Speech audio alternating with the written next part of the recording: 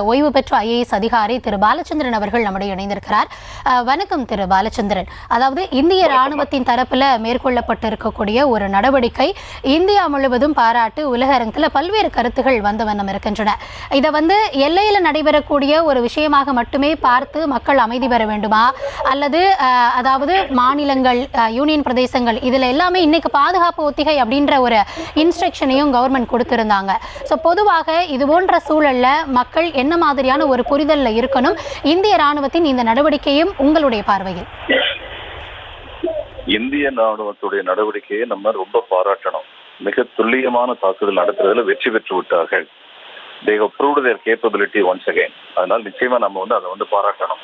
ஆனால் அதே சமயம் நான் என்ன நினைக்கிறேன்னா, இந்த தாக்குதல் அவங்க நம்ம மேல பகல்காம்ல தாக்குதல் நடத்தினாங்களே, உடனடியா ஒரு நாட்களுள்ளே 2 நாளைக்குள்ளே நடத்தியிருந்தா அவங்கள பல பேர் பேஸ் கேம்ப்ல இருந்திருப்பாங்க. 5 பேர் இங்க வர்றாங்கன்னா பேஸ் கேம்ப்ல 30 பேர் இருப்பாங்க. அவங்களையும் சேர்த்து வச்சு எல்லாருக்கும் சேர்த்து ஒரு பாடம் கற்பிச்சிருக்கலாம் அப்படின்னு நினைக்கிறேன் நான். பெட்டர் லைட் தன் நெவர்னு சொல்லுவாங்க ஆங்கிலத்துல. தாமதப்பட்டாலும் சரி, செய்து முடித்திருக்கிறார்கள். தாமதத்திற்கு இந்திய ராணுவம் காரணம் அல்ல. நிச்சயமாக இட்ட கட்டளையை ஏற்று நடத்துவதில் வல்லவர்கள் நம்முடைய ராணுவத்தினர். அவர்களுக்கு நம்முடைய நாட்டின் சார்பாக நாம் அனைவரும் மனமார்ந்த பாராட்டுதலையும் நன்றிகளையும் தெரிவிக்க வேண்டும்.